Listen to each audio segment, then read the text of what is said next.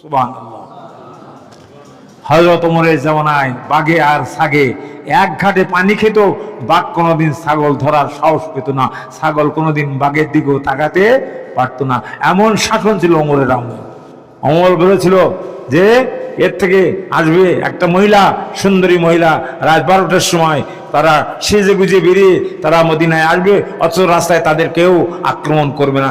সেই দেশ আমি বানাতে চাই। সেই দেশের নাম হলো মদিনাতুল মুনাওয়ারা, স্টেটের নাম হলো মদিনা নগরী। বলুন সুবহানাল্লাহ। হযরত ওমর রাদিয়াল্লাহু তাআলা আনহু একদিন রাস্তায় বের হলেন। রাত্রিবেলায় তিনি ঘুমাতেন না, রাত্রিবেলায় ঘুমাতেন খুব কমই, বেশিরভাগ রাত তিনি জনগণের পাহারা দিতেন। আর আমাদের নেতা গোতা যারা হয়, চেয়ারম্যান মেম্বার যারা হয়, এমপি যারা হয়, তারা চারিদিক থেকে পরিষ্কার করে ভালো করে ব্যারিকেড দিয়ে আবার তাদের বডিগার্ড লাগায় মস্তরি নিয়ে তারা দাঁড়িয়ে থাকবে সারা রাত। প্রধানমন্ত্রী ঘুমিয়ে থাকবেন বঙ্গভবনে, যেন ওর ভিতরে কেউ ঢুকতেও না পারে। তারপরেও দেখেন 5 তারিখে কেউ বন্ধ করতে পারে না। এই সময় হয়ে গেছে, ব্যাস ঢুকে গেছে, এখন পলায়ন পার হয়ে তাকে সে এখন মামুর বাড়ি দিল্লি দিয়ে পৌঁছায় গিয়েছে। কথা ঠিক কিনা? ঠিক। যারা স্বৈরাচার হয়, যারা মানুষ খুন করে, যারা ফ্যাসিস্ট হয়, আল্লাহ তাদেরকে পছন্দ। আলেমদের পরে যারা নির্যাতন করেছে, যে নির্যাতন, অমানসিক নির্যাতন করা হয়েছে, যা বন্যা অতীত, বললে আপনারা অবাক হয়ে যাবেন। যেখানে আয়না ঘর বানানো হয়েছে, এখানে কোনো মানুষ থাকতে পারে না। একজন ভালো আলেমকে নিয়ে, বড় বড় আলেম যারা ইসলামের বিরুদ্ধে, তদন্তন সরকারের বিরুদ্ধে কথা বলেছে, তাদেরকে সব আয়না ঘরের ভিতরে, জেলখানার ভিতরে, কারোর 10 বছর, কারোর 8 বছর, কারোর বা জেলখানার ভিতরে ইঞ্জেকশন পুশ করে মারাও হয়েছে। আপনারা শোনেন নাই? আহা, কত আলেমকে গলায় ফাঁসে রশি দিয়ে তাদেরকে ঝোলানো হয়েছে। এখন প্রমাণ হয়েছে যে এটা ছিল একটা জুডিশিয়াল ক্লিন, এটা হলো বিচারিক হত্যা। আসলে তারা কোনো অন্যায় করে নাই। তাহলে আজহারুল ইসলাম কেন সে মুক্তি পেল? একই কেসের আসামি, সেও তো ফাঁসির আসামি ছিল, এখন তাকে মুক্ত করে দেওয়া হয়েছে। তাহলে বোঝা গেল এই বিচারগুলো সব মিথ্যা। 6 মাইল দূর থেকে দেখেছে যে এ জেনা করতেছে এই মহিলার সাথে। তারপর 3 মাইল দূরত্বে একজন সাক্ষী দেখি সাক্ষী দিচ্ছে, আর একজন সাক্ষী দিচ্ছে যে জেনা করেছে আমার সাথে, সে তখন জন্মগ্রহণও করেন। 71-এ তার সাথে সে খারাপ কাজ করেছে, সে তখন জন্মগ্রহণও করে নাই। বন্ধুরা আমার, আপনারা কথাবার্তা বলবেন না, কথা শুনুন। আমি যে কথাটা বলতেছিলাম যে আল্লাহর নবী হযরত ওমর রাদিয়াল্লাহু তাআলা আনহুর আমলটা কেমন ছিল, সেই আমলের ভিতরে কোনো মারামারি, কাটাকাটি, খুন খারাপি, রক্তারক্তি ছিল না। মানুষ মানুষের সম্মান করত, মানুষ মানুষের কথা শুনতো। হযরত ওমর রাত্রিবেলা একদিন যাচ্ছেন, যাওয়ার সময় পথিমধ্যে যাইলো, এখন জায়েজ আছে, লোকে খায় না খায় না, একদল মাতার আছে না নেই? আছে। এদেরকে হযরত ওমর তখন তাকে বললেন, ঠিক আছে, এই খোকা দাঁড়াও, কে তুমি? বাচ্চাটা দাঁড়িয়ে গেল, বলছে কি বলছেন আপনি? বলে আমাকে তুমি চেনো? বলো তুমি কোথা থেকে এত রাত্রে আসছো, তোমাকে বলতে হবে। জোয়ার আড্ডা থেকে আসছো, না মদের আড্ডা থেকে আসছো, না কোথার থেকে আসলে বলো। তখন বলছে, জি জাফনা, আমি আসছি, আমার আম্মা জান আমার বোনের জন্য 1 বোতল দুধ পাঠাই দিয়েছেন, এই দুধটা দেওয়ার জন্য আমি যাচ্ছি। বলেন সুবহানাল্লাহ। ভয়তে পড়ে দুধ বুলি ফেলিস। বলে কই তোর দুধ, বের কর। যখন দুধ ভয়তে ভয়তে বের করতো, জানে ওর ভিতরে মদ, বের করে দেখে যে টাটকা দুধ ওর ভিতরে এখনো গরম অবস্থায় রয়েছে। বলুন সুবহানাল্লাহ। এমন তওবা করেছিল যে আল্লাহ তাআলা ওকে বাঁচানোর জন্য ওই মদটাকে দুধে পরিণত করে দিয়েছিলেন। বলুন সুবহানাল্লাহ। হযরত ওমর এমন শাসক ছিলেন, তিনি যে রাস্তা দিয়ে যেতেন, ওই রাস্তায় 40 দিন পর্যন্ত কোনো শয়তান যাতায়াত করতে সাহস পেত না। এত ভয় করতো ওমরকে। অন্য লোক গেলে ভয় পেত, কিন্তু 40 দিন গেলে আর কেউ সাহস পেত না। বন্ধুরা আমার, আমাকে প্রথমেই বলা হয়েছিল যে 9টা পর্যন্ত করবেন, 9টায় 13 হয়ে গেছে। কথা তো কিচ্ছু বলতে পারলাম না। আমি আপনাদের কাছ থেকে এখন বিদায় নেব। কি বলে, কথা শেষ করে দেই নাকি? সবাই নাকি কাজ করার লোক, কষ্ট হবে সবার। এজন্য একদিন যদি কষ্ট হয়, আপনাদের খুব বেশি কষ্ট হবে বলে আমার তো মনে হয় না। নবী জীবনী আর শুনবো? বল, কি করলাম? নবীর কাছে প্রশ্ন করলাম, আইউল আমালে হাব্বু, আইউল আমালে হাব্বু ইলাল্লাহ আযজা ওয়া জাল। আল্লাহ মহিয়ান গরিয়ান, সর্বশক্তিমান আল্লাহর কাছে সব থেকে ভালো কাজ কোনটি? বলেন সুবহানাল্লাহ। প্রশ্নটা ভালো না খারাপ? আর জোরে বলেন, প্রশ্নটা ভালো না খারাপ? আমাদের জন্য ভালো। উনি প্রশ্ন করেছেন, আমরা তার উত্তর শুনবো। এখন আমরা বুঝতে পারবো যে কোন কাজটা ভালো। হযরত ওমর প্রশ্ন, আব্দুল্লাহ ইবনে ওমর প্রশ্ন করলেন, সাআলতুন নবী সাল্লাল্লাহু আলাইহি ওয়াসাল্লাম আইউল আমাল আহাব্বু ইলাল্লাহ আযজা ওয়া জাল। মহিয়ান গরিয়ান সর্বশক্তিমান আল্লাহর কাছে সবথেকে ভালো আমল কোনটি? আল্লাহ নবী তখন বললেন যে আসসালাতু আলা ওয়াক্তিহা, ঠিক সময় মতো নামাজ পড়াটাই হলো সব থেকে ভালো কাজ। একটু জোরে বলুন সুবহানাল্লাহ। সারা রাত শুনলাম, নামাজ পড়লাম না, বলেন লাভ হবে কিছু? লাভ হবে না। নবী জীবনী শুনলাম, আমল করলাম না, লাভ হবে? কোনো লাভ হবে না, বেফায়দা হবে। যতক্ষণ আসেন ততক্ষণ গুনাহমুক্ত হবে। যতক্ষণ কোনো মানুষ মসজিদে থাকে তার গুনাহগুলো আল্লাহ তাআলা উপরে উঠায় রাখেন এবং প্রতি শ্বাসে 10টা করে নেকি আল্লাহ তাআলা দিতে থাকেন। বলুন সুবহানাল্লাহ। এজন্য মসজিদে বেশি সময় থাকার চেষ্টা করবেন। মসজিদ হলো আমাদের আসল জায়গা। হ্যাঁ, আর দুনিয়াও সিজনুল মুমিনু ওয়া জান্নাতুল কাফির। এই দুনিয়াটা হলো মুমিনদের জন্য কারাগার, জেলখানা, আর কাফেরদের জন্য হলো বেহেশতখানা। আমরা তো কারাগারের ভিতরে, জেলখানার ভিতরে এখন আছি। আমরা মুক্ত হয়ে কবর জান্নাতে যাব, কবরে যাওয়ার সাথে সাথে জান্নাত শুরু হয়ে যাবে যদি তার আমল ভালো হয়। বলো সুবহানাল্লাহ। এরপরে রাসূলের কাছে জিজ্ঞাসা করা হুজুর সুম্মা আইয়ু, এরপরে কোন কাজটা? সময় মতো নামাজ পড়া তো ভালো কাজ, বুঝলাম। 2 নম্বর কাজ কোনটা? আল্লাহ নবী বললেন যে বিররুল ওয়ালিদাইন, পিতামাতার সঙ্গে ভালো আচরণ করতে হবে, পিতামাতার খেদমত করতে হবে। এর থেকে ভালো কাজ আমার জানা নেই, এটাই হলো সব থেকে ভালো কাজ। বলুন সুবহানাল্লাহ। আমাদের এখানে পিতামাতার সঙ্গে দুর্ব্যবহার করে এমন ছেলেপিলে আমাদের এইখানে কাশিমনগর মোড়ল পাড় নেই, আছে? নেই। সবাই পিতামাতার বাধ্য সন্তান হবে, আমি সে আশা করি। আমাদের দিক দিয়ে একজন আছে, একটা লোক ছিল, সে তার আব্বাকে মারিয়েছিল, মেরে হাসপাতালে নিয়ে আসছিল। তার মা বাবাকে চিকিৎসা করার জন্য তাকে খুলনায় নিতে হয়েছিল। পরবর্তী সময় তারা মারা গেছে। খানপুরি পীর সাহেব হুজুর থেকে তাদেরকে একটু মীমাংসা করার চেষ্টা করেছিল, কিন্তু মনের দাগ কি মেসে? বাপকে যদি মারা হয়, রক্তপাত করে দেওয়া হয়, আবার যদি বলা হয় বাপ ক্ষমা করে দাও, পা ধরেন, যতই ধরেন দাগ তো একটা থেকে যাবে। যাবে কি যাবে না? এজন্য মা বাপের মনে কষ্ট লাগে। এমন কথা, এমন কাজ কখনো করা যাবে না। 3 নম্বর আল জিহাদ ফি সাবিলিল্লাহ, 3টি কাজ করতে হবে। একটা হলো সময় মতো নামাজ আদায় করতে হবে, ওয়াক্ত হওয়ার সাথে সাথে নামাজ পড়তে হবে। আজান দিলে সবাই মসজিদে চলে আসবেন, পারবেন তো সবাই? 2 নম্বর পিতামাতার খেদমত করতে হবে।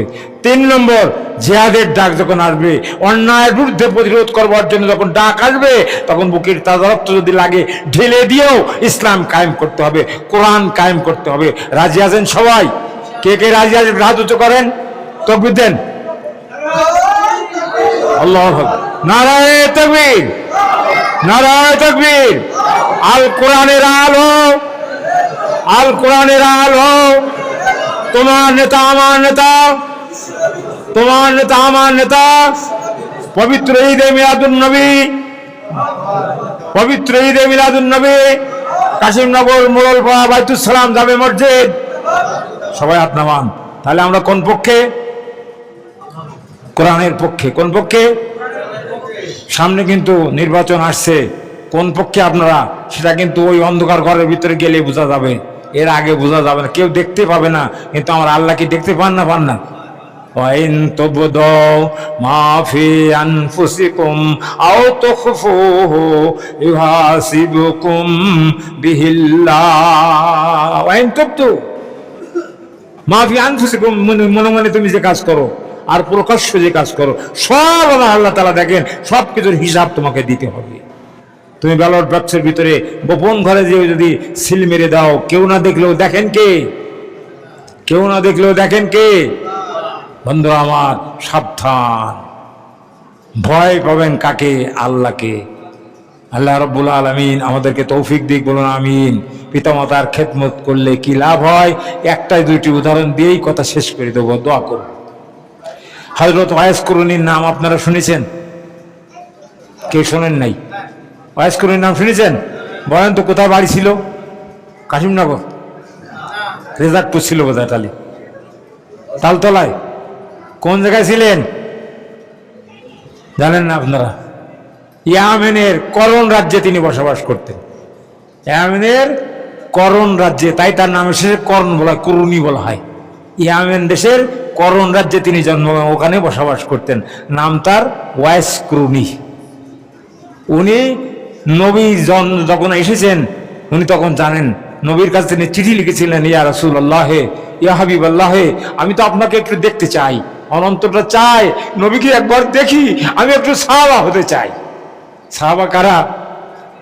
যারা নবীকে ইমানের সাথে এক নজর দেখেছেন এবং ইমান নিয়ে মৃত্যুবরণ করেছেন, এদের নাম হলো সাহাবী। এদের নাম কি? আরবি সংজ্ঞাটা শোনেন। সাহাবী হলো মান লাকিয়া নবিয়া সাল্লাল্লাহু আলাইহি ওয়াসাল্লাম বিমুমিনান বিহা ওয়া মাতা আলাল ইসলাম ওয়া হুয়া সাহাবী। একটু জোরে বলুন সুবহানাল্লাহ।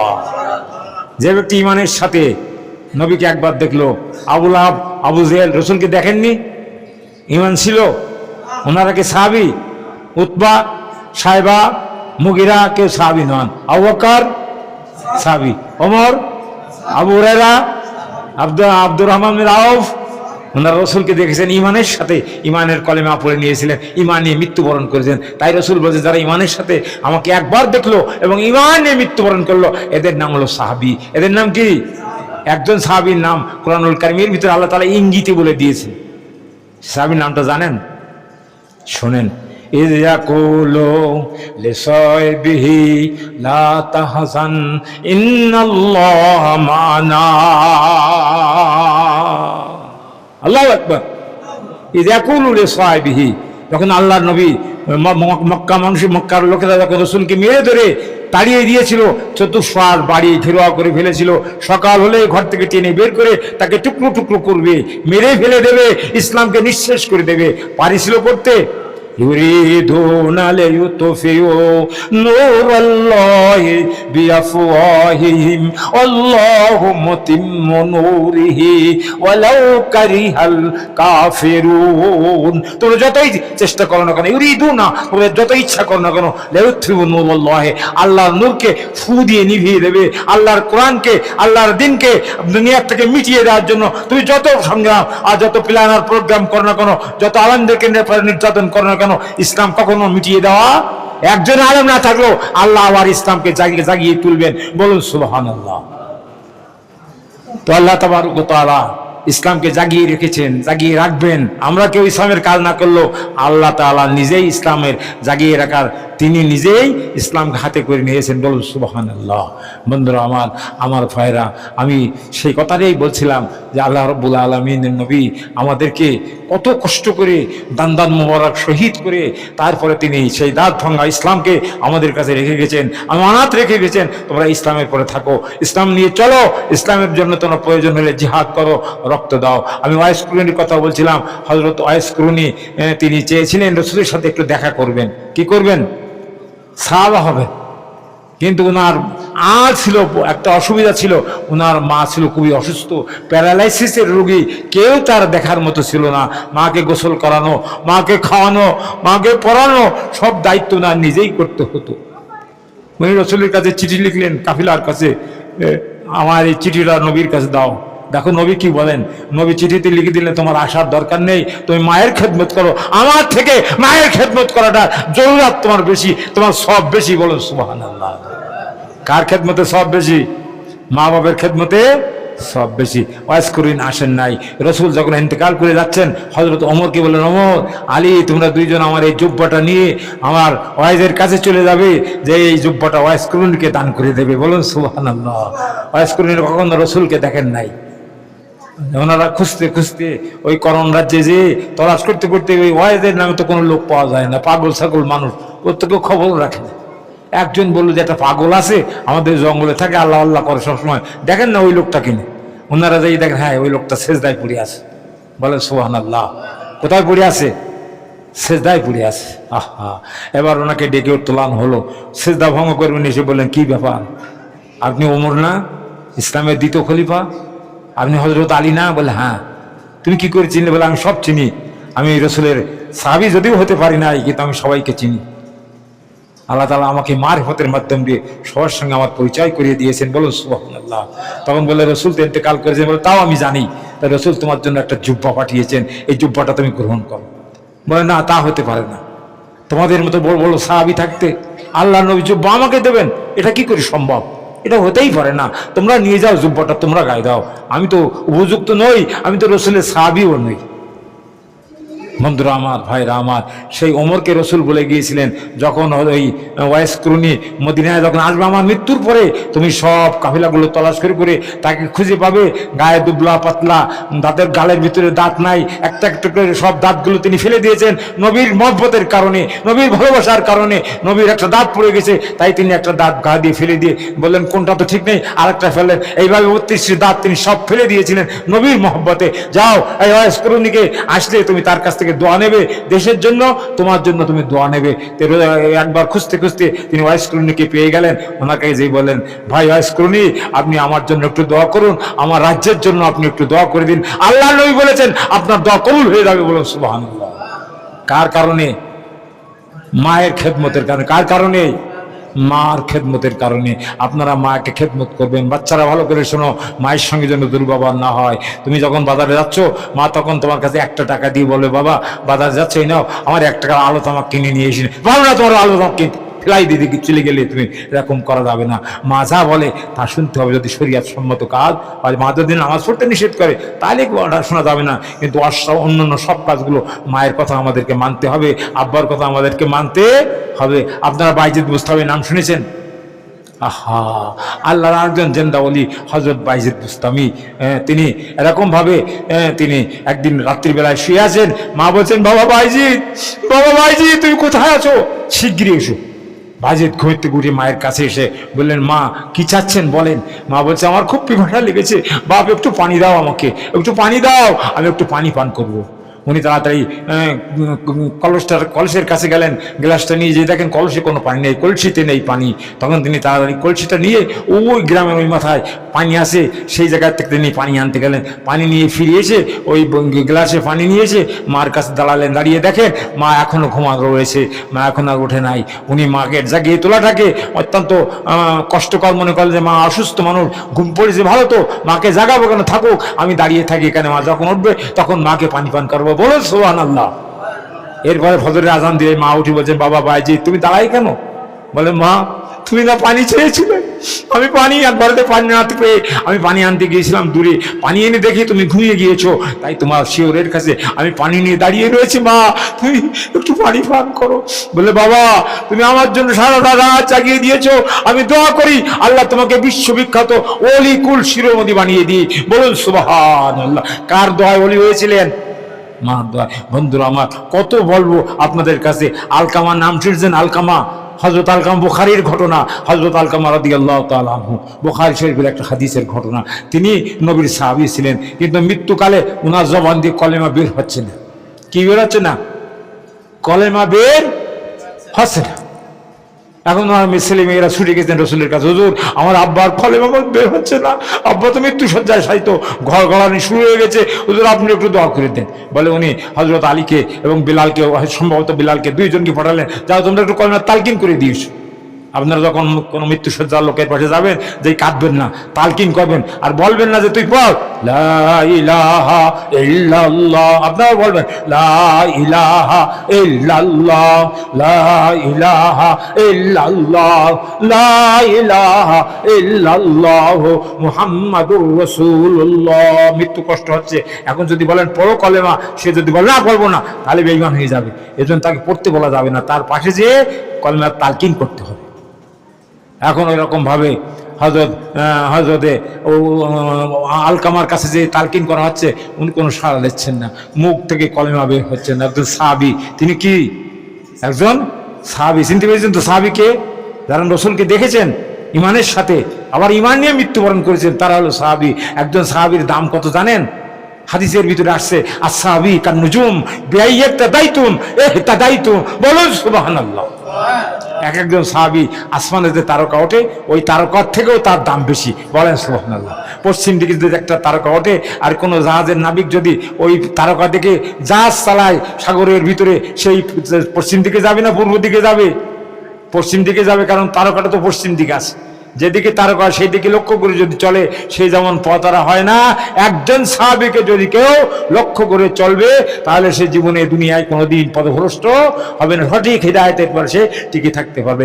আলকামা রাদিয়াল্লাহু তাআলা আনহুর কাছে গেলেন, কলেমা তালকিন করলেন, কলেমা আসলো না। এবার রাসূল বললেন, ঠিক আছে দেখো ওর বাড়ি কে কে আছে। খোঁজখবর নিয়ে দেখা গেল ওর স্ত্রী আছে, ছেলে মেয়ে আছে, মাও বৃদ্ধ মাও বেঁচে আছেন। রসুল বললেন তার মাকে একটু নিয়ে এসো, স্ত্রীকেও নিয়ে এসো। স্ত্রীর কাছে জিজ্ঞাসা করলে, বলো তোমার স্বামী কি কি করতো, কেন তার মুখ দিয়ে কলেমা জারি হচ্ছে না, কি পাপ করেছে বলো। নামাজ পড়তো? হ্যাঁ, নামাজ ঠিক মতো পড়তো, তাহাজ্জুদ গুজারি ছিল, সব ঠিক মতো সুন্নত পালন করতো। হুজুর কোনো অন্যায় করতো না, সে ভালো কাজ করতো সব। কিন্তু ওর মার কাছে জিজ্ঞাসা করলো, বলো মা তোমার কোনো অবজেকশন আছে?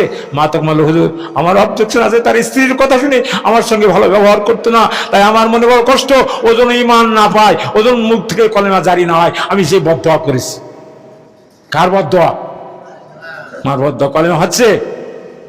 তখন রসুল বলেন তুমি ওকে একটু মাফ করে দাও। বলে হুজুর ওইটা আপনি বলবেন না, আমি ওকে ক্ষমা করবো না, আমার যে কষ্ট দিয়েছে ও এরকম মানে ইমান হারাবে মৃত্যুবরণ করুক, আমি সেটাই চাচ্ছি। বন্ধুরা আমার, আমার ভাইরা, হজরতে আলকামা রাদিয়াল্লাহু তাআলা আনহুর কপাল কি হবে আল্লাহই ভালো জানে। এবার আল্লাহর নবী তখন বললেন যে তোমরা লাকড়ি জোগাড় করে নিয়ে এসো, সাহাবীরা লাকড়ি জোগাড় করো, কাঠ নিয়ে এসো, আর ওনার উঠানের ভিতরে একটা বড় গর্ত তৈরি করো, আর আলকামাকে দুজন ঠেলে দড়িয়ে নিয়ে আর লাকড়ি জ্বালাই দাও, আর ওর মার পিছনে এখানে একটু বসতে দাও। বলে দেখো দুনিয়ার আগুনে তোমার ছেলেকে যখন পোড়ানো হচ্ছে, এর থেকে কঠিন আগুন আখেরাতে তোমার ছেলেকে জ্বালাই পোড়ায় দেওয়া হবে, যদি তুমি সহ্য করতে পারো তাহলে এখন তাকে এই আগুনেই দেওয়া হবে। বন্ধুরা আমার, তাকে আগুনের ভিতরে ফেলতে যখন যাবে, মা তখন চিল্লায় বলছে, ও আমার ছেলেকে তোমরা আগুনে দিও না, আমি ওকে মাফ করে দিলাম। আলকামার জবান দিয়ে জারি হয়ে গেল, লা ইলাহা ইল্লাল্লাহু মুহাম্মাদুর রাসূলুল্লাহ সাল্লাল্লাহু আলাইহি ওয়াসাল্লাম। বললে আরো অনেক কথা বলা যাবে, এখন কথা আর বলার সময় নেই। আপনারা আগে থাকতেই বলে দিয়েছেন সময় শেষ হয়ে গেছে। আমি সময় শেষের পরও কিছু দূর টেনে নিয়ে গেলাম, আপনারা কি অসন্তুষ্ট হয়েছেন? আমার জন্য বদদোয়া করবেন, নেক দোয়া করবেন তো? আমি আপনাদের কাছে যদি কিছু চাই আপনারা আমাকে কিছু দেবেন? হ্যাঁ, আমি 10 করে টাকা চাবো আপনাদের কাছে, দেবেন সবাই? যদি 20 টাকা চাই দেবেন? কয়জন দেবেন একটু হাত উঁচু করেন তো? এই 4-5 জন দেবেন, সবাই দিচ্ছে, আছেন না? 5 জন টাকা আপনাদের টাকা দেওয়া লাগবে না, আমি এমনি একটু পরীক্ষা করে দেখলাম যে আপনারা আমাকে ভক্তি করেন কিনা। 2-10 টাকাও আপনারা দিতে চাচ্ছেন না। আমি আপনাদের জন্য অন্তর খুলে দোয়া করব। আপনার টাকার জন্য আমি আপনাদের কাছে আসি নাই, আমি একটা জিনিসের জন্য আপনাদের কাছে এসেছি, আমি আপনাদের কাছে একটু দোয়া চাই। কি চাই? এইবার করবেন আপনারা, দোয়া করবেন কিনা বলেন? সবাই এত কিছু করেন, কে কে দোয়া করবেন? ঠিক আছে, সবাই দোয়া করার জন্য প্রস্তুত, কিন্তু টাকা দিতে রাজি নেই। দোয়া করবো বেশি করি, টাকা দেবো না।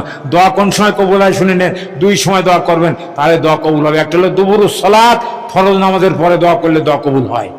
আল্লাহর কাছে দোয়া করবেন, আল্লাহ মৌলানা সাহেব আমাদের কাছে দোয়া চেয়ে গিয়েছিল, আমরা তার জন্য দোয়া করি, তাকে তুমি ভালো করে দাও। আমার হার্টের একটা বাল্ব শুকায় গেছে, আজ 2 বছর, আমি খুব অসুস্থ, তারপরেও দিনের খেদমতের জন্য আমি বেরিয়ে পড়েছি, কারণ মৃত্যু তো ঘরে শুয়ে থাকলেও হবে, বাইরে গেলেও হবে, প্রোগ্রামের পর প্রোগ্রাম চালিয়ে যাচ্ছি, কখন মৃত্যু হবে আপনারা শুনতে পাবেন। পারলে আমার জন্য একটু দোয়া করবেন, পারবেন তো? কোন সময়? ফরজ নামাজের পরে। আর একটা সময় আছে দুপুরুস সালাত, আর একটা জওফুল লাইল, ওই শেষ রাত্রি উঠে দোয়া করতে হবে। শেষ দোয়াটার নাম হলো, সেই নামাজের নাম হলো মাগরিবের নামাজ, নাকি জোহরের নামাজ? কোন নামাজ? তাহাজ্জুদের নামাজ পড়ে আপনারা একটু দোয়া করবেন। আমি এই দোয়াটুকু আপনাদের কাছে দাবি করব, পারবেন সবাই?